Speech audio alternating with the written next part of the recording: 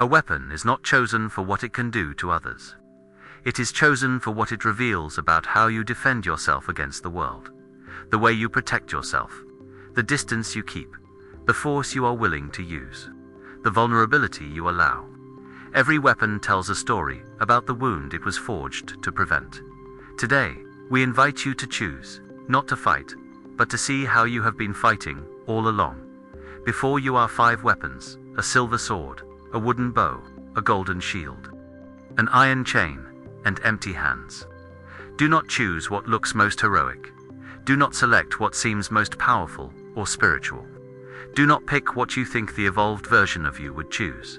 Instead, notice which weapon feels familiar, which one you have been carrying without realizing it, which one reflects how you have been defending yourself since you learned the world could hurt you.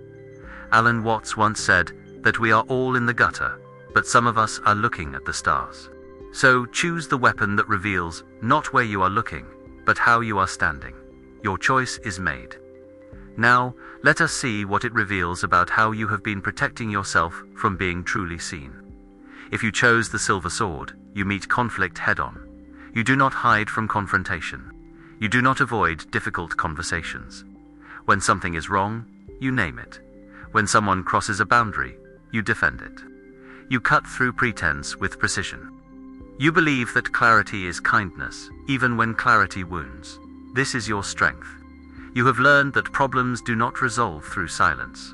That peace is not the absence of conflict, it is the result of facing conflict directly. You do not let resentment fester. You do not allow passive aggression to poison relationships. You bring the sword out. You address what needs addressing, and you move on. People respect your honesty, even when it makes them uncomfortable.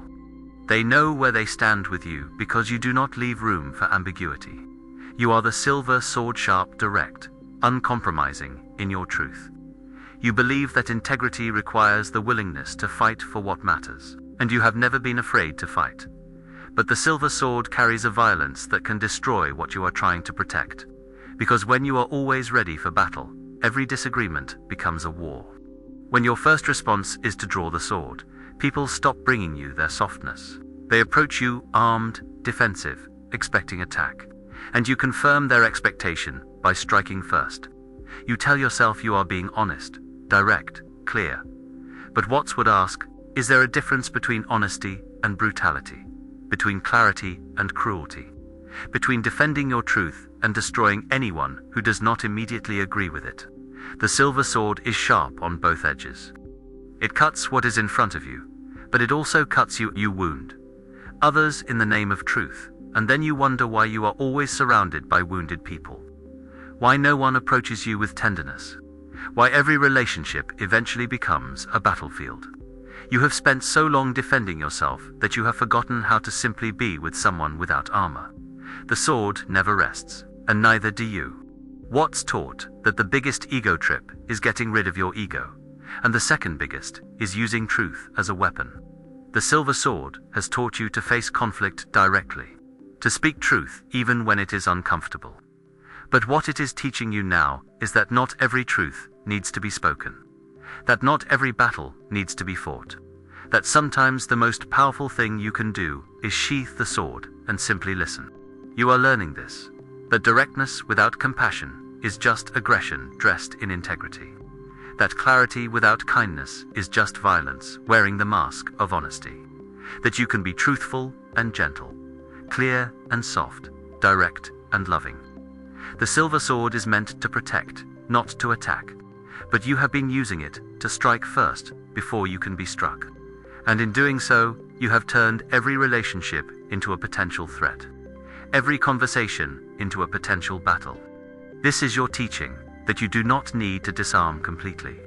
You only need to learn when to draw the sword and when to extend your hand, when to cut and when to hold, when to defend and when to simply be present without needing to win. If you chose the silver sword, you know how to fight for your truth. You do not need to soften your honesty to be loved. You only need to learn that truth is most powerful when it is offered with care, not wielded as a weapon. Your true self is not the sword. It is the awareness that can be direct and gentle, honest and kind, strong and soft. And when you finally learn to lower your sword in the presence of those who are not your enemies, you will discover that you were never protecting yourself from others. You were only protecting yourself from intimacy. If you chose the wooden bow, you prefer to engage from a distance. You do not need to be in the center of conflict. You observe from the perimeter. You assess from afar. You aim carefully, strike when necessary, and retreat before anyone can strike back. You never let others get close enough to hurt you because you have learned that proximity is dangerous. This is your strategy. You protect yourself through distance. You keep relationships at arm's length. You share just enough to seem connected, but never enough to be vulnerable. You have mastered the art of being present without being available, engaged without being invested. People feel like they know you, but they do not. They see the version you allow them to see, the one that is friendly but not intimate, helpful but not needing, present but somehow always just out of reach. You are the wooden bow, graceful, effective, and always maintaining the distance necessary to aim without being hit. You tell yourself this is wisdom, self-protection, healthy boundaries, and sometimes it is. But sometimes it is just fear disguised as strategy. But the wooden bow carries a loneliness that lives in the space between you and everyone else. Because when you always keep distance, you never experience closeness. When you are always aiming, you are never resting. When you only strike from afar, you never know what it feels like to be held, to be seen. To lower your weapon and discover that not everyone is a threat. You have become so skilled at protecting yourself from harm that you have also protected yourself from love, from connection. From the risk that makes relationship possible, you shoot your arrows of carefully curated vulnerability, and when they land, you are already gone. Already back at your post, already scanning for the next threat. The wooden bow keeps you safe, but it also keeps you alone. And you have convinced yourself that alone is better than hurt. That distance is better than disappointment. That never letting anyone close enough to wound you is the same as being strong. Watts would ask you, what are you really protecting? And at what cost? Because the life you are living is safe, but it is not alive. It is guarded, but it is not lived. Watts once said that you cannot have a front without a back, an inside without an outside. The wooden bow has taught you to protect yourself through distance, to assess before engaging, to aim carefully before releasing. But what it is teaching you now is that protection is not the same as connection. That safety is not the same as intimacy. That you can aim perfectly and still miss the entire point of being alive. You are learning this, that closeness requires risk, that intimacy requires vulnerability, that the deepest connections happen not when you are aiming from afar, but when you are close enough to be hit, and choosing to stay anyway. The wooden bow is powerful because it allows you to strike without being struck, but it also prevents you from being touched, from being held, from being known in the way that transforms both the knower and the known. This is your teaching, that you do not need to close all distance to be safe. You only need to stop using distance as a substitute for boundaries. To recognize that some people have earned the right to come closer, and that allowing them close is not weakness, it is courage. If you chose the wooden bow, you know how to protect yourself from harm. You do not need to abandon your boundaries to experience connection. You only need to learn that not everyone who comes closer is coming to attack. Your true self is not the distance. It is the awareness that can be close and far, open and protected, vulnerable and strong. And when you finally allow someone to approach not to your position, but to your heart, you will discover that you are never protecting yourself from others. You are only protecting yourself from being disappointed. And in refusing disappointment, you also refused joy. If you chose the golden shield, you exist to protect others. You do not attack. You do not strike first. You do not even strike back. You absorb. You block. You take the hit so that those behind you do not have to. You have made yourself into a barrier between the world and the people you love, and you wear that role with quiet pride. This is your identity. You are the one who keeps others safe, who shields them from pain, from consequence, from the harsh realities you believe they are not ready to face. You do not complain about the weight. You do not ask for relief. You simply stand there, golden and gleaming, absorbing blow after blow, believing that your value lies in how much you can endure on behalf of others. People rely on you because you have taught them they can. You are always there, always strong, always willing to take the damage so they do not have to. You are the golden shield, beautiful in your sacrifice, noble in your suffering, and completely unaware that you are slowly being destroyed by your own devotion. You believe that love means protecting, that strength means shielding, that to be valuable, you must be useful, and the most useful thing you can be is the one who takes the pain so others do not have to. But the golden shield carries a martyrdom that poisons everything it protects. Because when you shield everyone from everything, they never learn to defend themselves. When you absorb all the pain, they never develop resilience. When you make yourself into a barrier, you also make yourself into an obstacle not to the world, but to their growth. You tell yourself you are protecting them, but what you are really doing is protecting yourself from the terror of being unnecessary, from the fear that if you are not absorbing pain, you have no value, from the unbearable possibility that people might be able to survive without you. The golden shield is heavy, and you are tired, but you cannot put it down because you do not know who you are without it. Your entire identity is wrapped up in being the protector, the strong one, the one who never breaks. And admitting that you are breaking would mean admitting that you have been wrong about what love requires. Watts would tell you that you are not protecting others, you are controlling them, keeping them small so you can remain necessary, absorbing their consequences so they never have to grow, and calling it love when it is really just fear disguised as service. Watts taught that the only way to make sense out of change is to plunge into it, move with it, and join the dance. The golden shield has taught you to protect those you love, to stand between them and harm. But what it is teaching you now is that protection is not the same as prevention, that shielding someone from every difficulty is not love, it is suffocation. You are learning this, that people do not need you to absorb all their pain. They need you to witness it, to stand beside them, not in front of them, to trust that they are strong enough to face what comes, and that your role is not to prevent their suffering, but to be present through it. The golden shield is meant to defend against real threats, not to prevent all discomfort. But you have been using it to block everything: pain, consequence, growth, reality. And in doing so, you have created a bubble where nothing can touch those you love, but also nothing can reach them, including you. This is your teaching that you can care for others without carrying them, that you can love without absorbing all their pain, that the greatest gift you can give is not your shielded, is your presence, your trust, your belief that they are capable of facing what comes. If you chose the golden shield, you know what it means to protect those you love. You do not need to abandon your devotion to be healthy. You only need to learn that protection is not the same as prevention, that love does not require you to absorb all pain. Your true self is not the shield. It is the awareness that can protect and allow, defend and trust, shield and step aside. And when you finally lower the shield, not forever, but sometimes, you will discover that you were never keeping others safe. You were only keeping yourself necessary. And necessity is not the same as love. If you chose the iron chain, you protect yourself by controlling what can reach you. You do not destroy your enemies. You restrain them. You wrap them in expectations, obligations, rules. You bind people to their promises. You hold them accountable. You make sure that no one can move freely enough to surprise you, betray you, or leave you unprepared. This is your method.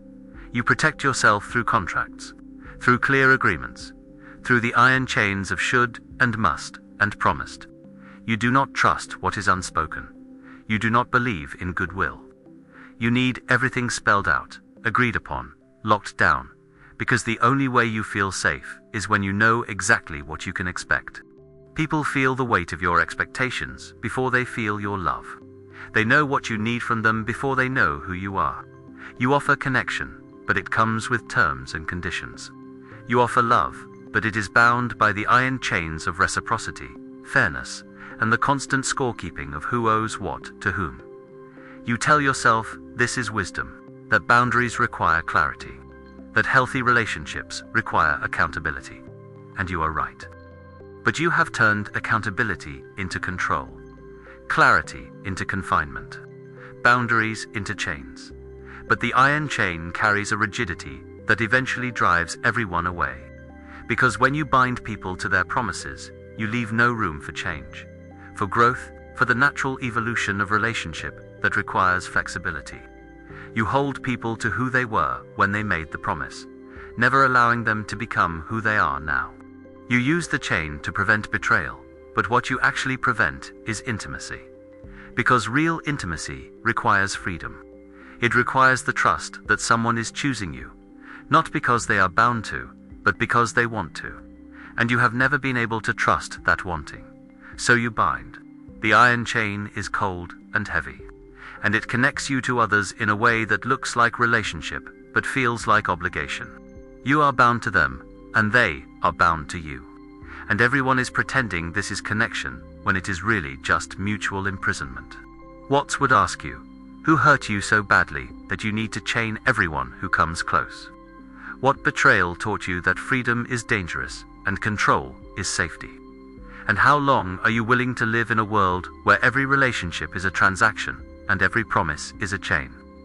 Watts once said that the only thing that ultimately matters is this moment, now. The iron chain has taught you to protect yourself through clarity, through agreements, through holding people accountable. But what it is teaching you now is that you cannot control your way into safety. That binding others does not prevent betrayal, it only guarantees that if they stay, they are staying out of obligation, not love. You are learning this, that trust is not something you enforce, it is something you offer.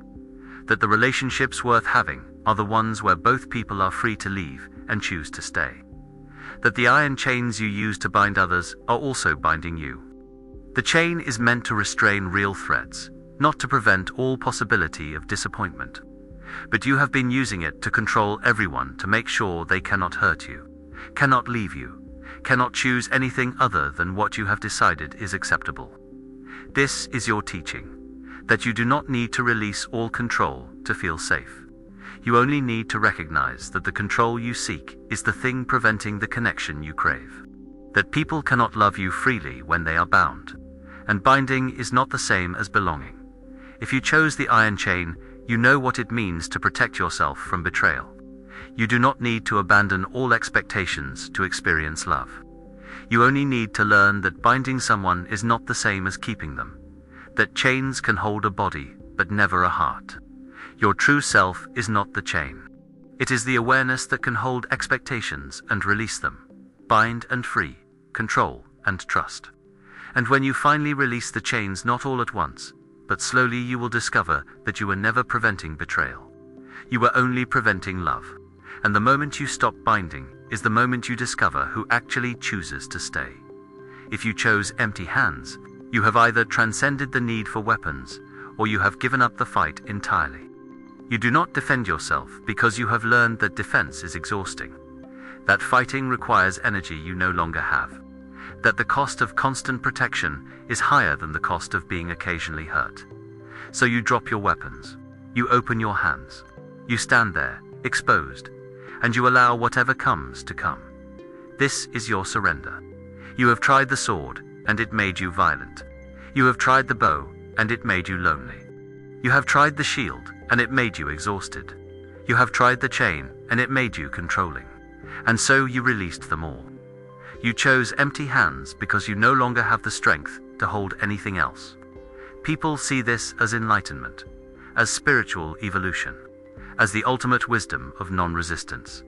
And sometimes it is, but sometimes it is just defeat, dressed in the language of acceptance. You stand with empty hands and you call it peace. But Watts would ask, is it peace or is it numbness? Is it surrender or is it resignation? Is it the wisdom of the sage, or the exhaustion of someone who has stopped believing that anything they do matters? But empty hands carry a danger that is invisible because it looks like virtue. Because when you have no weapons, you also have no agency.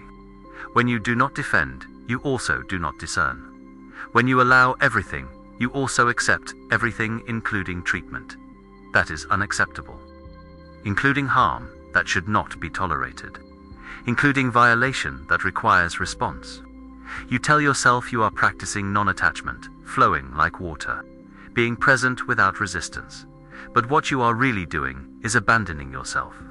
You have stopped defending, not because you have transcended the need for defense, but because you no longer believe you are worth defending.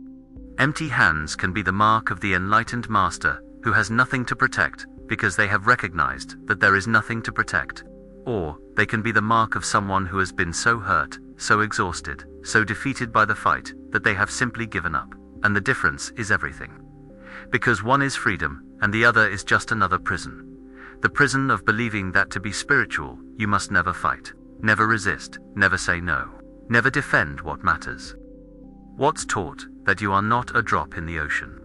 You are the entire ocean in a drop. Empty hands have revealed something. You have either recognized that you are not separate from what you were defending against, or you have forgotten that you are allowed to take up space, to say no, to defend what is sacred. You are learning this, that non-resistance is not the same as non-action, that surrender is not the same as submission, that empty hands are powerful when they are a choice, but they are tragedy when they are the result of giving up. The master stands with empty hands because they have integrated all weapons and no longer need to hold them externally. They are the sword when directness is needed. They are the bow when distance is wise. They are the shield when protection is required. They are the chain when boundaries must be clear. But they hold none of them because they are all of them. This is your teaching, that empty hands are wisdom only when they come from fullness, not from emptiness.